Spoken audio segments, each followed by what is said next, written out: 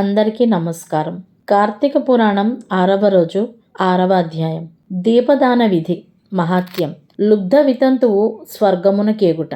ఓ రాజశ్రేష్ఠుడా, ఏ మానవుడు కార్తీక మాసము నెల రోజులు పరమేశ్వరుని శ్రీ మహావిష్ణువును పంచామృత స్నానము చేయించి కస్తూరి కలిపిన మంచి గంధపు నీటితో భక్తిగా పూజిస్తాడో అట్టివానికి అశ్వమేధ యాగము చేసినంత పుణ్యము దక్కును. అటులనే ఏ మానవుడు కార్తీక మాసమంతయు దేవాలయమునందు దీపారాధన చేయునో వానికి కైవల్యము ప్రాప్తించును. దీపదానం చేయుట ఇటులనగా పైడి ప్రత్తి తానే స్వయముగా తీసి శుభ్రపరచి వత్తులు చేయవలెను. వరిపిండితో గాని గోధుమ పిండితో గాని ప్రమిదవలే చేసి వత్తులు వేసి ఆవు నెయ్యి వేసి దీపం వెలిగించి ఆ ప్రమిదను బ్రాహ్మణునకు దానమియ్యవలెను. శక్తి కొలది దక్షిణ కూడా ఇవ్వవలెను. ఈ ప్రకారముగా కార్తీక మాసమందు ప్రతిదినము చేసి ఆఖరి రోజున వెండితో ప్రమిదను చేయించి బంగారముతో వత్తిని చేయించి ఆవు నెయ్యి నిండుగా పోసి వెనుక చేసిన ప్రకారముగా గోధుమ పిండితో ప్రమిదను చేసి ఆవు నెయ్యి పోసి దీపము వెలిగించి ఈ నెల రోజులు దానము చేసిన బ్రాహ్మణునకే ఇది కూడా దానము చేసిన ఎడల సకలైశ్వర్యములు కలుగుటయే కాక మోక్షప్రాప్తి కలుగును. దీపదానము చేయువారు ఇట్లు పఠింపవలెను. సర్వజ్ఞానప్రదం దివ్యం సర్వసంపత్సు కవహం దీపదానం ప్రదాస్యామి శాంతిరస్తు సదా మమ అని స్తోత్రము చేసి దీపదానం చేయవలెను. దీని అర్థమేమనగా అన్ని విధముల జ్ఞానం కలుగచేయునదియు సకల సంపదలు ఇచ్చినది యగు ఈ దీపదానము చేయుచున్నాను, నాకు శాంతి కలుగుగాక అని అర్థము. ఈ విధముగా దీపదానము చేసిన తరువాత బ్రాహ్మణ సమారాధన చేయవలెను. శక్తి లేని ఎడల 10 మంది బ్రాహ్మణులకైనను భోజనము పెట్టి దక్షిణ తాంబూలములు ఇవ్వవలెను. ఈ విధముగా పురుషులు గాని స్త్రీలు గాని ఏ ఒక్కరు చేసినను సిరి సంపదలు విద్యాభివృద్ధి ఆయుర్వృద్ధి కలిగి సుఖిస్తారు. దీనిని గురించి ఒక ఇతిహాసం కలదు, దానిని వివరించదను ఆలకింపుమని వశిష్ఠుడు జనకునితో ఇట్లు చెప్పసాగెను. పూర్వకాలమున ద్రవిడ దేశమందొక గ్రామము కలదు.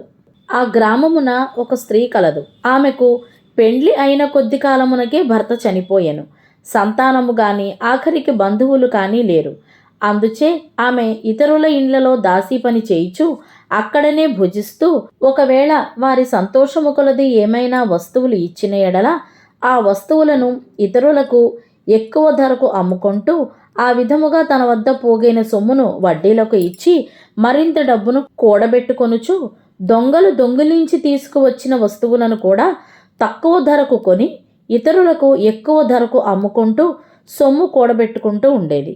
ఈ విధముగా కూడబెట్టిన ధనమును వడ్డీలకిస్తూ శ్రీమంతుల ఇండ్లలో దాసీ పనులు చేస్తూ తన మాటలతో వారిని మంచి చేసుకొని జీవిస్తూ ఉండెను. ఎంత సంపాదించిననేమి ఆమె ఒక్క దినము కూడా ఉపవాసము గాని దేవుని మనసారా ధ్యానించుట గాని చేసి ఎరుగదు. పైగా వ్రతములు చేసేవారిని తీర్థయాత్రలకు వెళ్ళేవారిని చూసి అవహేళన చేసి ఏ ఒక్క భిక్షగానికి కూడా పిడికడు బియ్యము పెట్టక తాను తినక ధనమును కూడబెట్టుకుంటూ ఉండేది. అట్లా కొంతకాలము గడిచెను. ఒక రోజున ఒక బ్రాహ్మణుడు శ్రీరంగములోని శ్రీరంగ నాయకులను సేవించుటకు బయలుదేరి మార్గమధ్యమున ఈ స్త్రీ ఉన్న గ్రామమునకు వచ్చి ఆ దినమున అక్కడొక సత్రములో మజిలీ చేసెను. అతడు ఆ గ్రామములోని మంచి చెడ్డలను తెలుసుకొని ఆ పిసినారి స్త్రీ సంగతి కూడా తెలుసుకొని ఆమె వద్దకు వెళ్ళి, అమ్మా, నా హితవచనము ఆలకింపుము. నీకు కోపము వచ్చినా సరే నేను చెప్పుచున్న మాటలను ఆలకింపుము. మన శరీరములు శాశ్వతము కావు, నీటి బుడగల వంటివి. ఏ క్షణములో మృత్యువు మనలను తీసుకొని పోవునో ఎవరూ చెప్పలేరు. పంచభూతములు సప్త ధాతువులతో నిర్మించబడిన ఈ శరీరములోని ప్రాణము జీవము పోగానే చర్మము మాంసము కుళ్ళి దుర్వాసన కొట్టి అసహ్యముగా తయారగును. అటువంటి ఈ శరీరాన్ని నీవు నిత్యమని భ్రమిస్తున్నావు. ఇది అజ్ఞానముతో కూడిన దురాలోచన. తల్లి, నీవు బాగా ఆలోచించుకొనుము. అగ్నిని చూసి మిడత దానిని తిందామని భ్రమించి దగ్గరకు వెళ్ళి భస్మమగుచున్నది. అటులనే మానవుడు కూడా ఈ తనువు శాశ్వతమని నమ్మి అంధకారములో పడి నశించుచున్నాడు. కావున నా మాటలు ఆలకించి నీవు తినక ఇతరులకు పెట్టక అన్యాయముగా ఆర్జించిన ధనము ఇప్పుడైనా పేదలకు దాన ధర్మములు చేసి పుణ్యమును సంపాదించుకొనుము. ప్రతిదినము శ్రీమన్నారాయణుని స్మరించి వ్రతాధికములు చేసి మోక్షము నొందుము. నీ పాప పరిహారార్థముగా వచ్చే కార్తీక మాసమంతయు ప్రాతకాలమున నదీ స్నానం ఆచరించి దాన ధర్మములు చేసి బ్రాహ్మణులకు భోజనము పెట్టినచో వచ్చే జన్మలో నీవు పుణ్యవతివై సకల సౌభాగ్యములు పొందగలవని ఉపదేశం ఇచ్చెను. ఆ వితంతువురాలు బ్రాహ్మణుడు చెప్పిన మాటలకు తన్మయురాలై మనస్సు మార్చుకొని నాటి నుండి దాన ధర్మములు చేయుచు కార్తీక మాస వ్రతం ఆచరించుటచే జన్మరాహిత్యమై మోక్షము నొందెను. కావున కార్తీక మాస వ్రతములో అంత మహాత్యమున్నది. ఇట్లు స్కాంద పురాణాంతర్గత వశిష్ఠ ప్రోక్త కార్తీక మహాత్యమందలి 6వ అధ్యాయము 6వ రోజు పారాయణము సమాప్తము. సర్వం శ్రీకృష్ణార్పణమస్తు.